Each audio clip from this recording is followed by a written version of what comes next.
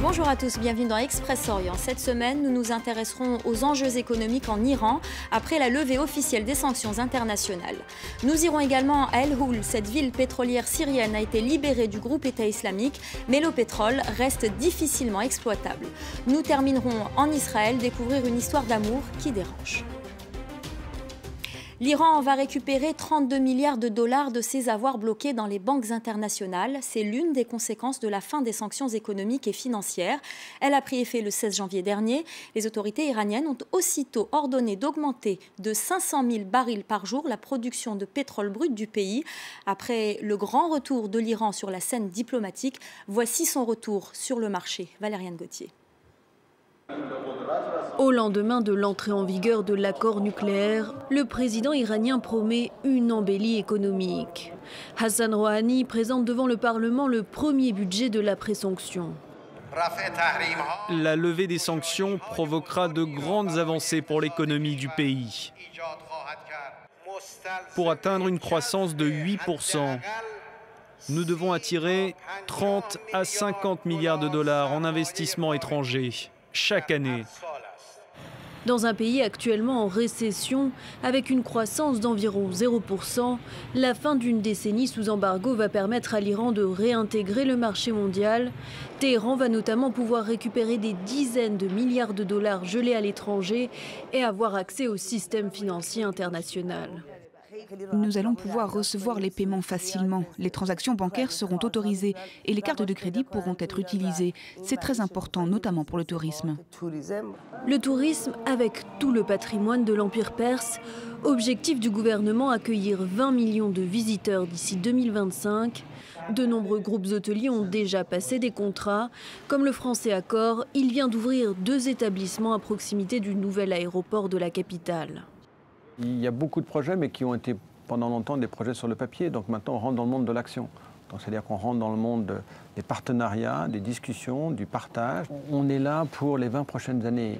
L'Iran possède également les 4e réserves de pétrole au monde et les 2e de gaz. Les exportations devraient atteindre 500 000 barils par jour dans les 6 prochains mois. Malgré le contexte actuel de chute des prix, cette manne devrait lui assurer une source de revenus supplémentaires non négligeable. Certains analystes prédisent que d'ici 10 ans, le PIB iranien pourrait dépasser celui de l'Arabie saoudite ou de la Turquie. De par sa position géographique, la capitale iranienne n'est pas avantagée. Téhéran, qui fait 5 fois Paris, est une cuvette et les particules de pollution sont plus difficilement évacuées. Mais il y a aussi les voitures, 5 millions et autant de motos. Les pics de pollution se succèdent. En moins d'un mois, c'est la 2e fois que les écoles restent fermées et que les Téhéranais sont appelés à rester chez eux. Ils sont sortis malgré l'air, irrespirable. Masque sur le nez ou protection de fortune, les Téhéranais ont pris l'habitude des pics de pollution. Mais cette fois, tous les visages sont tendus vers le ciel. La pluie est attendue de pied ferme pour dissiper les nuages de pollution. Je pense que d'ici 1 ou 2 semaines, on va tous finir par attraper un cancer. Alors j'aimerais que le gouvernement nous donne un peu de répit en empêchant les voitures de circuler. L'année dernière, on distribuait une essence de bonne qualité. Cette année, ce n'est pas la même chose. En cause, principalement ces motos qui slaloment entre les voitures pendant les embouteillages, lot quotidien des 14 millions d'habitants de la capitale. Entre 16 et 21 heures, il faut s'armer de patience pour traverser la ville. Alors forcément, les émissions de gaz d'échappement viennent gonfler les taux déjà très importants. Et pour les spécialistes, il y a un facteur aggravant, les sanctions économiques qui pèsent sur le pays. Certains constructeurs automobiles comme Peugeot ont dû quitter le pays. Et donc les programmes d'amélioration de qualité des voitures qui devaient être mis en place n'ont jamais eu lieu. Mais il n'y a pas que cela. Téhéran est situé dans un étau protégé par des montagnes et c'est bien à cela que les Téhéranais jaugent le taux de pollution, si les montagnes restent invisibles ou non derrière les nuages. Autre indicateur, ces panneaux qui ont fait leur apparition il y a plusieurs années. Chaque jour, à 11 h du matin, les taux de gaz ou de particules fines sont indiqués. Et pour le moment, aucune solution n'a été trouvée pour les faire baisser. Il y a bien eu une proposition, choisir une capitale politique et une autre économique.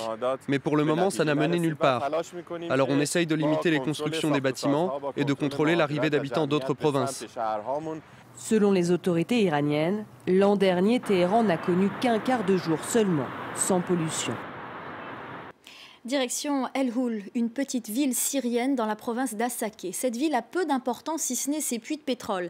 Elle était entre les mains du groupe État islamique. Elle est désormais sous le contrôle des combattants kurdes. Une victoire stratégique, sauf que lorsque les djihadistes partent, ils pratiquent la politique de la terre brûlée. Reportage. Le village d'Al Houl a été libéré après 10 jours d'intenses combats et avec l'appui des bombardements américains, encore bien visibles. 3000 Syriens vivaient ici avant la guerre, plus aucun aujourd'hui. Seuls sont présents ces quelques soldats kurdes, fiers d'avoir ravi ces rues au groupe État islamique il y a 2 mois. Les djihadistes ont agi ici comme des bourreaux. Ça, c'était la prison de Daesh. Des villageois étaient détenus ici, mais aussi des femmes. Car ils organisaient devant là un marché d'esclaves sexuels. Une femme était vendue pour 150 €. Et quand quelqu'un essayait de s'échapper, il lui coupait la tête. Dans ce village, les forces kurdes ont gagné une bataille stratégique, mais elles ont surtout mis la main sur le trésor de guerre de leur ennemi. Ces puits de pétrole, ils avaient été saisis par Daesh. On les a récupérés. Vous entendez? C'est le bruit du gaz. Là, j'ai ouvert la vanne. Les citernes portent encore les slogans utilisés par le groupe État islamique. Et ces combattants kurdes sont formels. Les djihadistes vendaient clandestinement ce pétrole à la Turquie pour se financer. Ce champ, il leur rapportait entre 10 et 15 000 € par jour. Daesh vendait ce pétrole uniquement pour acheter des armes, étendre leur domination et pour détruire la région. Avant de quitter les lieux, les hommes du groupe État islamique ont saboté et piégé les installations. Regardez, ce sont toutes des mines artisanales confectionnées ici et qu'ils cachent pour nous éliminer une fois qu'ils sont partis. Et ici, c'est du TNT, de l'explosif. Ils ont même laissé une roquette qu'ils n'ont pas eu le temps d'utiliser. En Syrie, le pétrole est le nerf de la guerre. L'or noir fait aujourd'hui l'objet d'un trafic développé. Quand ils ont repris la région, les combattants kurdes sont arrivés ici, à quelques dizaines de kilomètres de la frontière irakienne. L'air est à peine respirable. Dans ce champ, une raffinerie clandestine que les islamistes ont contrôlée pendant des mois. Le pétrole y est transformé en essence, dans des citernes rouillées, avec des méthodes d'un autre siècle. Ça, c'est ma raffinerie. Je la remplis de pétrole brut. Tu m'entends bien? Et là-bas, les tuyaux, c'est pour refroidir le pétrole. Après avoir brûlé, il devient de l'essence. Cette essence, Ali Ahmed la vend 18 centimes d'euros le litre, 7 fois moins qu'en France. Les forces kurdes qui contrôlent la région ferment aujourd'hui les yeux sur ce trafic pour obtenir le soutien de la population dont les moyens sont limités en temps de guerre. Selon un officiel américain, le groupe État islamique contrôlerait toujours 80% de la production pétrolière de la Syrie. Les histoires d'amour finissent toujours mal, en tout cas pour les autorités israéliennes. Elles ont décidé de retirer des programmes scolaires un livre qui raconte une romance entre une traductrice israélienne et un artiste palestinien.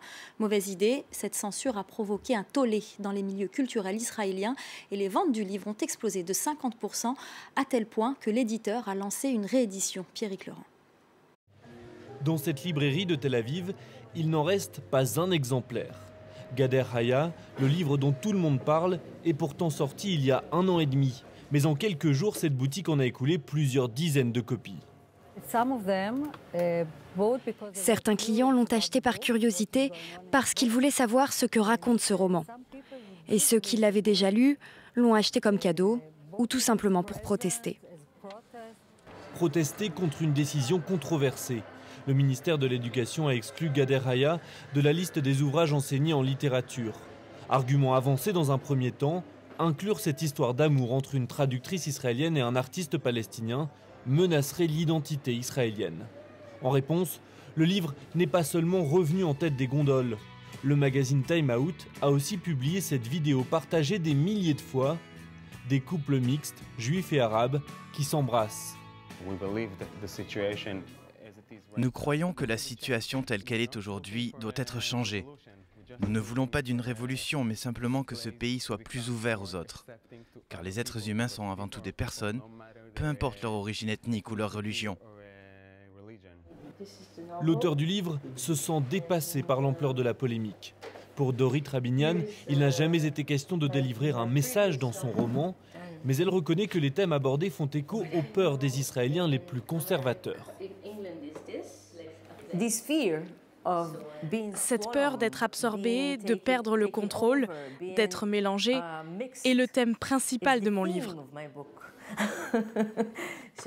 Donc quelqu'un l'a lu à travers le prisme de ces peurs, parce que j'utilise justement le pouvoir qu'a l'amour de nous mélanger, de nous perdre, à tel point que nous ne pouvons plus nous identifier comme deux personnes différentes.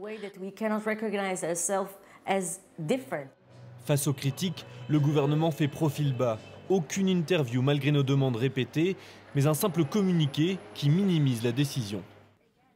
Le livre n'a pas été interdit. Il n'a simplement pas été inclus dans la liste d'ouvrages au programme.